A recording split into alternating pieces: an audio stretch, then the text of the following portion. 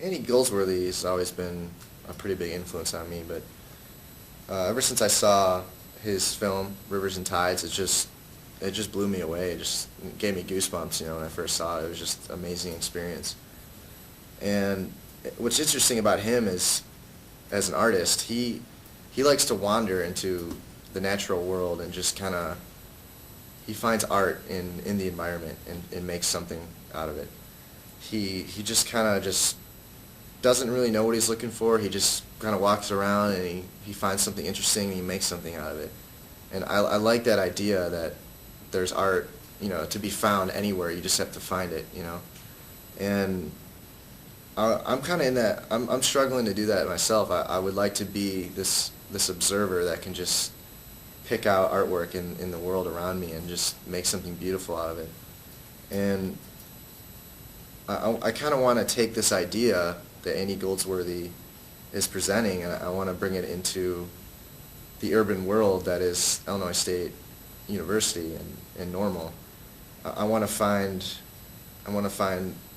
these odd relationships and symmetries in architecture and between objects that we see every day.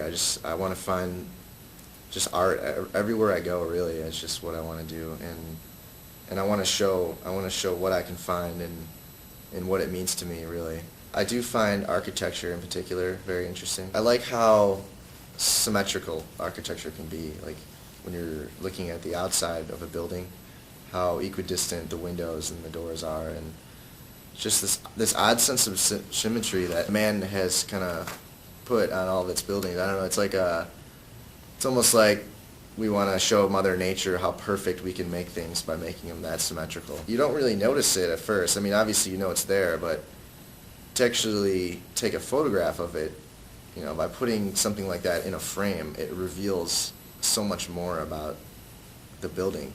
It almost kind of makes you have goosebumps at times because it's like the symmetry is so beautiful. I really like to take photographs of things that have this odd symmetry going on with either objects or windows or doors, and I think that has inspired a lot of my work. But I like that idea to put a frame around something to reveal more about the subject than you knew was possible. And I think that's a powerful tool to harness.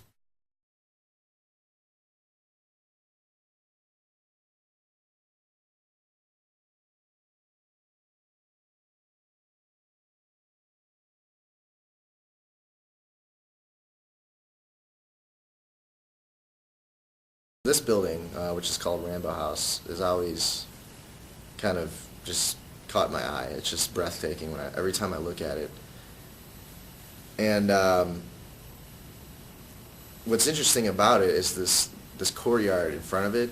There's this round stonework kind of in the ground. It's so symmetrical, and because it's a courtyard, I mean obviously it has to be, but I just like how it's put together. When you look at this building, it has this amazing kind of like foreboding presence in front of you. No one uses it. I mean, it's probably going to be demolished soon. So even it might die soon. But it just has this rustic look. There's like paint chipping off these white railings in the front. There's this equal dispersion of windows that are all like chipping paint, and because it's fall, I mean, the vines that have been growing on this building for years are now kind of dying, and the leaves are falling to the ground, and just this whole presence in the air of just of it dying. Because of this symmetry on this building, it kind of creates this focal point. And I always thought I would do an art project with that building being the backdrop, with that focal point right there in the middle. So in this picture, the snapshot is taken the very moment before I actually inhale the cigarette smoke. Now, the importance of that is when I was diagnosed with Crohn's disease, my doctors told me that if you are around smoke too much, then potentially it could inflame your disease and cause death. So this is kind of like my representation of that aspect of my life.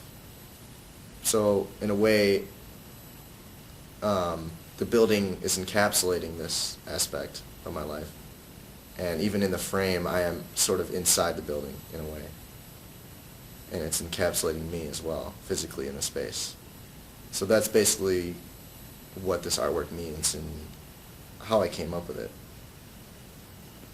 And I think that's really important for art in general, to have this much importance behind an artwork, because I think sometimes the meaning of something kind of surpasses the artwork itself.